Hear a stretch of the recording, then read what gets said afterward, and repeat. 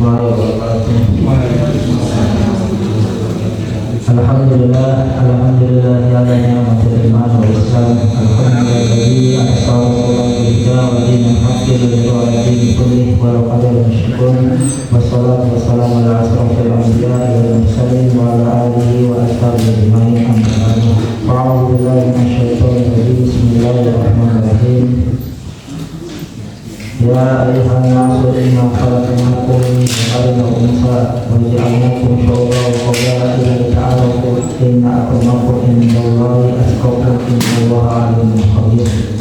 Qala Rasulullah sallallahu alaihi wasallam innallaha la yanzuru ila suwarikum wa amwalikum walakin yanzuru ila qulubikum wa a'malikum. Qala Rasulullah sallallahu alaihi wasallam.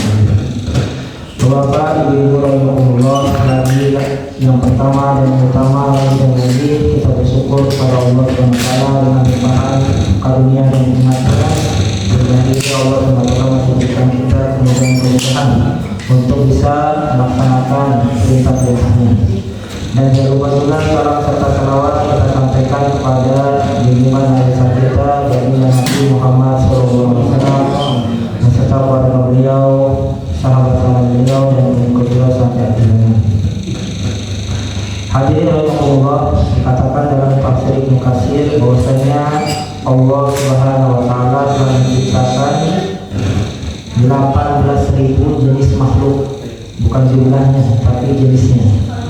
Baik yang nampak oleh mata kita maupun yang tidak nampak oleh mata kita. Baik yang ada di daratan, di lautan maupun di udara. Semuanya berjumlah 18.000 jenis. Dan dari setiap jenis makhluk ini itu mereka berbeda nilai keutamanya dari sudut pandangannya. Misalnya kita ambil contoh dari jenis hewan ternak, sapi. Nah, sapi ini dinilai dari mananya? Nanti menjelang Idul Adha setelah Idul Fitri ini, maka setiap masjid sibuk untuk bikin panitia kurban. Maka sapi biasanya itu dilihat dari bobotnya. Semakin berat bobotnya, semakin mahal. 300 kilo dengan 400 kilo, maka mahalan yang 400 kilo. Maka rupanya sapi nggak dilihat, warnanya sapi juga nggak dilihat, kecepatan berlarinya juga nggak dilihat. Yang dilihat bobotnya, yang dihargai adalah beratnya. Kemudian juga dari jenis kuda misalnya. Nah, dari kuda ini, kuda dinilai dari mananya? Dari kecepatannya. Semakin cepat itu kuda, maka akan semakin mahal harganya. Maka kuda nggak dilihat dari beratnya, nggak dilihat dari suaranya, nggak dilihat dari warnanya, tapi kecepatannya. Semakin cepat, maka akan semakin mahal harganya. Nah, begitu juga misalnya burung-burung yang diadukan suaranya, maka dia nilainya ini dari kualitas suaranya, nggak dilihat dari bobotnya, nggak dilihat dari warnanya, tapi suaranya. Semakin bagus suaranya, maka akan semakin mahal harganya. Nah, hadirin rahimahullah, dari 18.000 jenis makhluk ini, satu jenis makhluk yang namanya manusia ini adalah asyraful makhlukat. Allah SWT dalam surat Al-Jin telah 4 kali bersumpah dan Allah katakan laqad khalaqnal insana fi ahsani taqwim. Sungguh dan sungguh kami ciptakan manusia dalam sebaik-baiknya penciptaan. Nah, yang namanya manusia ini dia dinilai dari mananya? Apakah dari rupanya? Apakah dari berat badannya? Apakah dari warna kulitnya? Sehingga orang yang punya wajahnya ganteng atau cantik, maka dia akan bernilai di sisi Allah SWT. Dia akan semakin disayang oleh Allah SWT. Atau dari warna kulitnya, semakin putih dia, maka dia akan semakin disayang oleh Allah SWT. Atau dari berat badannya, semakin berat badannya, semakin kuat badannya, maka akan semakin disayang oleh Allah SWT. Tapi dia hadirin dari Allah, Nabi SAW telah sampaikan, Innallaha la yanzuru ila suwarikum wa amwalikum. Sesungguhnya Allah SWT tidak memandang rupa-rupa kalian dan harta-harta kalian, walakin akan tapi Allah yanzuru ila qulubikum wa a'malikum, memandang hati-hati kalian dan amal kalian. Jadi manusia dinilai di hadapan Allah SWT ini adalah isi daripada hati manusia itu sendiri. Maka manusia nggak dilihat daripada rupanya, mau ganteng, mau tidak ganteng, mau cantik, mau tidak cantik, mau kulit putih, kulit hitam. Nah, maka seandainya hatinya ada ketakwaan, inna akramakum innallahi atqakum. Maka orang yang paling mulia di antara kalian orang yang paling bertakwa di sisi Allah Subhanahu wa taala. Yang hatinya ada takwa, yang hatinya ada iman, itulah yang bernilai di sisi Allah Subhanahu wa taala. Sehingga sekecil-kecilnya iman dikatakan oleh ulama, Allah Subhanahu wa taala akan balas dengan surga yang luasnya 10 kali lipat dunia ini. Begitu juga amalan kita yang dinilai di hadapan Allah Subhanahu wa taala. Semakin baik amalan kita, makanya akan semakin kita disayang oleh Allah Subhanahu wa taala. Maka hadirin Allah, dalam kitab amal ini ada 3 syarat diterimanya amal. Seandainya salah satunya tidak ada, maka tidak akan diterima daripada amalan kita. Yang pertama, syarat daripada kita beramal adalah iman kepada Allah. Seseorang yang beramal tanpa dilandasi keimanan, maka dia akan tertolak. Dalam Al-Quran surat Al-Furqan, Allah SWT firmankan bahwa qadimna ila ma amilu min amalin faja'alnahu haba'an mansura. Kami perlihatkan amalan-amalan mereka, yaitu orang-orang kafir, orang-orang di luar Islam yang mereka suka berderma. Kalau kita lihat banyak juga orang-orang di luar Islam suka sumbang sana sumbang sini, bangun yayasan panti asuhan, bangun jembatan, intinya untuk kemanusiaan.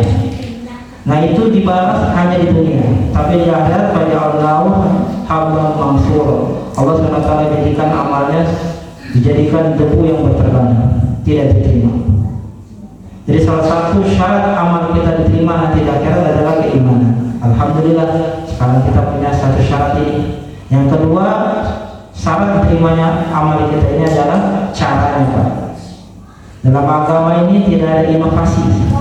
Kalau untuk dunia berinovasi bagus. Kita punya motor tahun 80-an dengan tahun 2026 beda. Sudah inovasi sudah berapa kali motor Honda ini berganti-ganti. Begitu juga mobil Toyota sudah berinovasi sampai sekarang. Tapi untuk agama, ahli ulama katakan adalah duplikasi. Semakin mirip amalan kita dan tadi contoh oleh baginda Nabi Sallallahu Alaihi Wasallam dan sahabatnya, maka itulah amal yang Allah SWT akan terima. Intinya setiap amal ada caranya, ada ilmunya. Nah ini kita tanya pada para ustadz yang ada di kampung kita, bagaimana cara dalam masalah ibadah, dalam masalah bermuamalah, dalam masalah bermasyarah.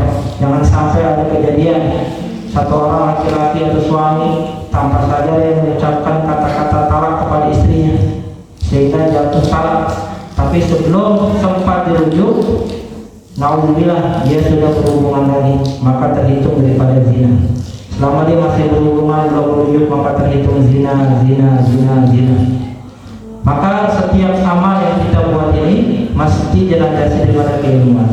Yang ketiga hadirin, setiap amal yang kita buat ini mesti kita ini berlandaskan keikhlasan kepada Allah Subhanahu wa taala. Setiap amal tanpa dilandasi keikhlasan maka akan tertolak di sisi Allah Subhanahu wa taala. Bagaimana dalam hadis yang diriwayatkan oleh Sayyidina Abu Hurairah radhiyallahu anhu, 3 jenis manusia yang amalannya begitu besar tapi karena salah niat akhirnya masuk ke dalam neraka. Yang pertama seorang qari, seorang hafiz Quran, seorang ustaz, seorang muallim. Allah tanya, wahai fulan, apa yang kamu lakukan di dunia? Dia katakan, ya Allah, saya belajar agama dan mengajarkannya untuk engkau. Maka Allah katakan, kadzabta ustazan, kamu buat seperti itu supaya di dunia dipanggil seorang ustaz, seorang alama, seorang ulama.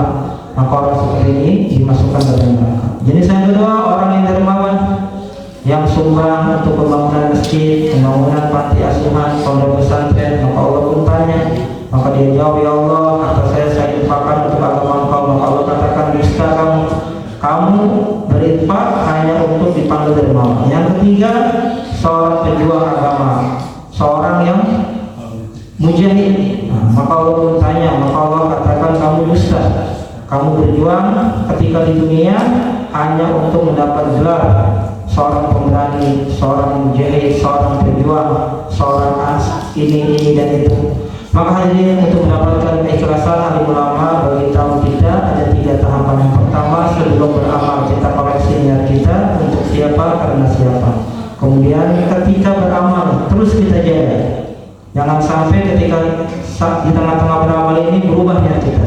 Kemudian di akhir beramal, ini kadang-kadang di akhir bisa berubah juga, maka kita niatkan di akhir beramal juga hanya untuk Allah, karena Allah. Kemudian kita tutup setiap amalan kita dengan istighfar. Kalau kita beristighfar dari setiap amalan yang kita buat, berarti kita memaksa Allah SWT untuk menerima amalan kita. Maka dengan kita beristighfar setiap sehabis amalan, baik itu sedekah atau apa saja, maka ini kita seakan-akan memaksa Allah SWT untuk menerima daripada amalan kita. Maka kita biasakan sehabis sholat, sehabis puasa, sehabis sedekah, ini kita banyak istighfar pada Allah SWT. Maka hadirin, ada 3 syarat daripada amalan yang diterima. Mudah-mudahan kita Allah SWT berikan taufik untuk bisa melakukan amal dengan sebaik-baiknya dan diterima oleh Allah SWT. Alhamdulillah, sekarang kita sudah sampai di pertengahan bulan Ramadan yang kedua. Maka sebagaimana seorang pelari maraton ketika mau mendekati garis finish, maka dia tidak akan melambatkan daripada larinya, bahkan tidak akan berhenti. Dia akan lebih mempercepat larinya untuk segera sampai ke garis finish. Maka kita juga alhamdulillah sudah sampai mau di penghujung 10 hari yang kedua, sebentar lagi masuk 10 hari yang ketiga. Maka layaknya seorang pelari maraton, kita pun jangan sampai kendor, bahkan jangan sampai berhenti, tapi kita kuatkan lagi, kita kencangkan lagi, kita azamkan lagi. Yang kemarin-kemarin belum khatam Quran, masih ada sisa bulan Ramadan ini kita khatamkan Quran.